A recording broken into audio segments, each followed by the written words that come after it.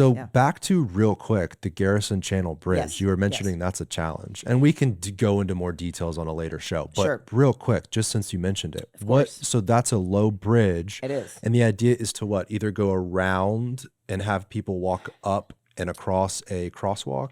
Or potentially under. So that bridge being so low. So when we have events like the Christmas boat parade and all those things, the big boats aren't allowed to go that far up in the channel because the low clearance of that bridge, right? So and you have your waterway authorities like the Coast Guard and all of the Corps of Engineers. They're always very concerned about bridge safety, right? Because we've seen in the past bridge collapses and other places and things like that. Which obviously it's not a heavily traveled bridge. It's not a necessarily like a highway bridge, but I mean, you have a lot of pedestrians on it all the time, right? So we're trying to figure out a safe way, and enough cars to where we've got to consider. They've got a new crosswalk there that's lit, Right.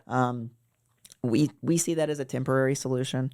It's not a long-term solution when you start connecting a beltway through there where you have more people biking and, rollerblading and those types of things. We don't want that going across a street necessarily because you have starting strollers and babies and kids and runners and people with headphones on. It starts when you start introducing that as the Riverwalk's being expanded and extended and it doesn't just dead end into a parking lot. The traffic's going to increase. We know that. We don't want them crossing the street, right? So we're trying to say, hey, do we go up and over and build like some type of ramp or like a ramp basically that Sounds goes up pricey. and over? Pricey, sure. Either way you slice it, getting across this is going to be pricey. Yeah. The other option we're looking at is going under. So what that would require would be to basically like the Big Dig in Boston, we would have to almost create a partial tunnel against the water and probably build like a retaining wall underneath it and take the walkway down sort of underneath and back up and around. That's another option being explored. Because if we go too far out where the bridge is a little higher and you have more headroom clearance, you get out into Coast Guard territory and they won't let you do it. You get out too far. So where boats can't turn around and then it's a whole thing. Well, so, isn't the Fortune Bridge pretty low? I'm trying to think what's...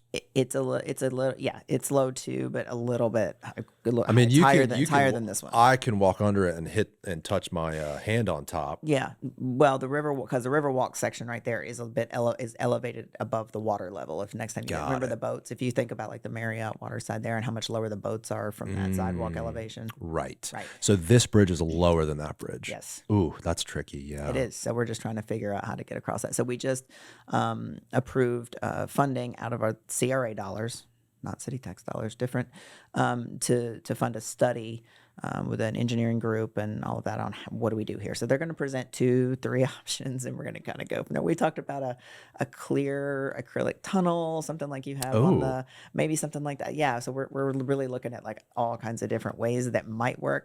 But underwater? Potentially. Holy shit. I think it'd be cool myself. That would be incredible. Because you get manatee up in there and, dolphins and stuff like that. So you get a whole lot of stuff up in there. Yeah. I think you get gators and I was walking over that bridge one morning and I saw an alligator gar like the size of this table. Yeah, it was like 2 feet wide. It was insane. Yeah, the people, dolphins, everything. Yeah, the people who paddleboard and stuff out there are brave souls because there's definitely gators and stuff. Oh yes, there is. Boy, if you could accomplish that though, think about what that would unlock for the east side of downtown. Oh yeah, and the connection on the waterfront, and the continuation of Water Street, which obviously the Garrison lot there, that's part of Water Street. If you enjoyed this clip, click here for the full episode and make sure to subscribe. Thank you guys for watching.